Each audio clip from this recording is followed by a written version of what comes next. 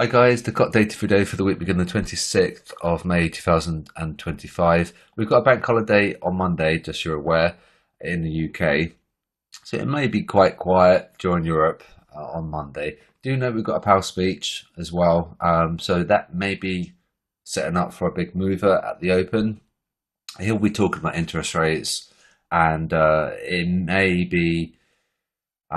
it may change like the dot plot and things like that, because what's happening is this week we've got a load of Fed speech. So pending what Powell says here, they're going to probably reiterate what he's said. So we've got Kashkari and we've got Williams, and we've got Kashkari again. We've got the minutes, and then we've got more Fed speech. We've got Barkin, Kugler, and Daly as well. So there, it's going to be moving the dollar towards what Powell's has said prior, so they're probably going to reiterate his sentiment, and depending what he says, it may bolster the USD. And what's happening is that we're seeing higher US yields. They're really pumping right now, and that's sending a little bit of uncertainty in the market. And the big fish don't really like higher yields because it tells us uncertainty, especially if they pump on the near term. If they pump on the long end, like the 10-year, the 30-year, it isn't as bad. But if they pump across the range, then there's obviously quite a bit of uncertainty. So he's going to want to quell those fears, and so we'll see a movement on the dollar, I think, at the open. So you've got to be careful. So that being said, we've got quite a bit of calendar. We've got a lot of speech from Fed speakers. So when you come to Discord, you're going to click that link. And then what you need to do is when you come to your downloads, right click, properties, and you want to unblock it, okay, because it's got macros in there. Apply, okay, and then you're going to double click it. And then you still need to click unlock on the document. So we've unblocked and we need to enable, okay. So we're going to click that once it loads. And we're going to come to the chart page. And we're going to see what's happening. So this is the first time I've seen it. Oh, the euro has moved lower. Moved up, that now comes, and we'll just go through this. And as you can see, we have moved it slightly lower. We're still strong though, 84,000 to 74,000. So we are strong, but a little bit of a retracement here, and the dollar is just going sideways. So it looks like it is going to pounce. I've been saying it for a while, but there's a reason for it to hold that zero line. It's not particularly bearish if we're holding firm and steady. So be careful with the dollar. It might be that we're going to see a big movement on the USD this week because of all that Fed speech and that Powell speech as well. So whether or not they're going to, what they should do, they should try and reaffirm Powell's sentiment, and they're going to want to get those bond yields down as well. So we may see a movement on the dollar. I don't know it's hard to say what's going to happen. It's obviously going sideways and holding that zero line for a reason, and it is certainly holding that zero line. So it may pounce higher. So a little bit uncertain right now. Look at the yen. The yen had retraced, and we're still retracing slightly. Don't forget, it's like the euro. We're still strong, but we just had a little sigh of relief, just a little bit of a pullback. 176, which is really strong, to 167,000. So still mega strong, a slight breather like the euro. I'm a little bit worried about the USD, to be honest with you. Yeah, it's going to be really tricky to see. If we go sideways again next week, what might happen is that this is going to go sideways, and this is going to retrace, and then it's going to lie in wait for the euro. That's what might happen. It might just be lying there and just waiting for it to move. It's like almost like a predator just waiting, and the euro may tick lower. The yen's going to probably tick lower, and the dollar is just going to wait there for the crossover. Once we get the crossover, then the dollar's probably going to move higher, potentially. Okay, Aussie. Oh, it's just chopping, and it's not really that great, is it? It's like no really movement there at all. We're just range bound. Like we're range bound between that low and that high. that high and that low, and it's just choppy as hell, wasn't it? 59,000 minus, so it's very hard to forecast. Very messy up here. This is to do with Trump and the tariffs and things like that. It was very hard to forecast what was going to happen, and we are negative, and the more negative than the week prior. So as opposed to the yen, we're positive but more negative. This is negative and more negative. So it's a little bit tricky. We probably might fall, might break those lows. If we break these lows, we might visit that. If we break that low, so it's kind of setting up for a little bit of a risk off scenario.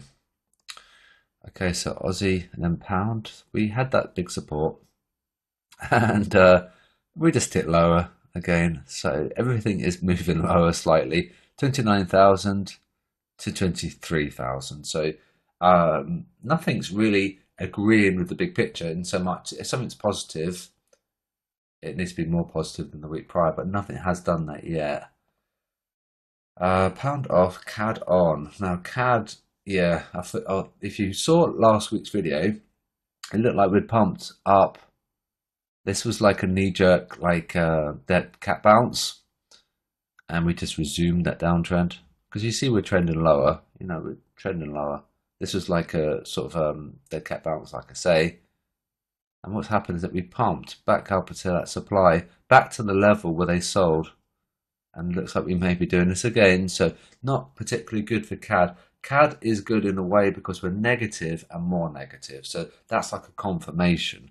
Okay, this isn't a confirmation, but this is. Okay. Because really you want something positive and more positive, or something that's negative and more negative. That's what we're looking for. We don't really want to see, non-confirmations like the yen is doing, and the euro as well. Gold.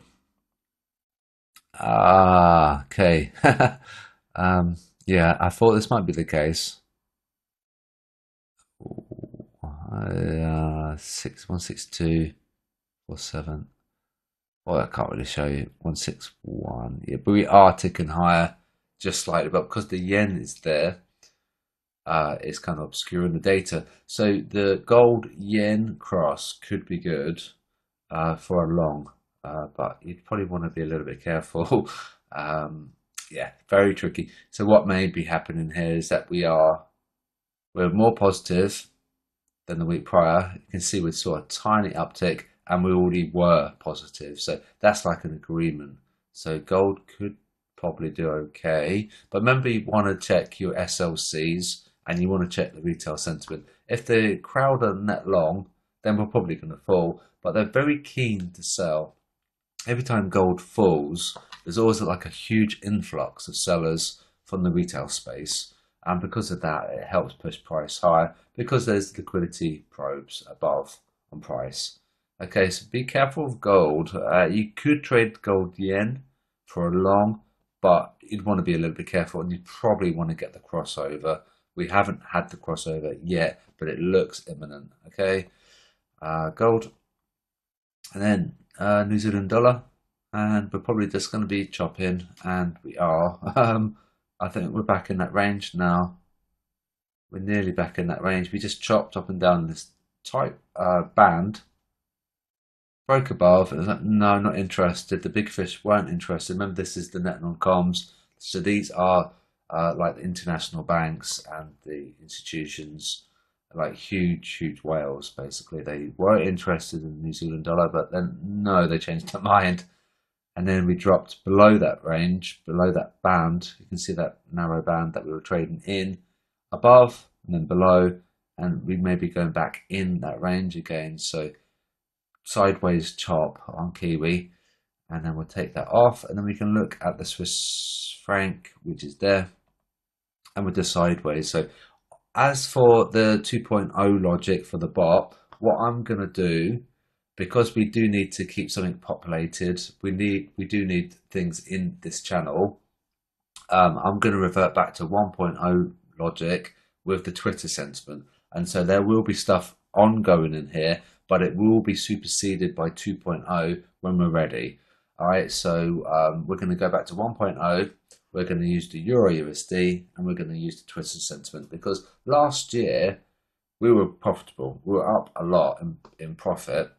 And so it doesn't really make that much sense why we'd want to change it. Why change a good system? However, what the reason for the change was the new fundamental macro factors that had come in since Trump took over, and the tariffs. That really, really skewed the Euro USD. With any luck, we're going to calm down slightly on that, although Trump was talking about 50% tariffs yesterday, which doesn't help. But that's the logic for moving away from the Euro USD. But we do need something in this channel. So if you were to take any of the setups in here, do be advised that one, it's gonna be superseded by a new improved logic, and two, it's going to be a little bit risky because of the macro fundamentals. All right, so but by being my guest to take the signals, but you probably just want to be a little bit careful and at least wait for the weekly report to be nicely positive. We sort of want that behind us, really, if you're going to take it on a live account. So we're going to go back to 1.0, use the Euro USD, and we use the Twitter sentiment, and it was good, it was fine. But then of course we had this new mover on the fundamentals, and it really didn't do us any favors at all. It didn't do the bot any favors, because we would have a setup on the USD for a long, and then there'll be a tweet, and then it would really fall, and it would come down to take our stop, and there wasn't anything that we could do about it. Technically, sentimentally, it was good, but then the fundamentals came in, and then Trump was talking about tariffs. So obviously we can't blame one particular individual for this failure, but it doesn't help.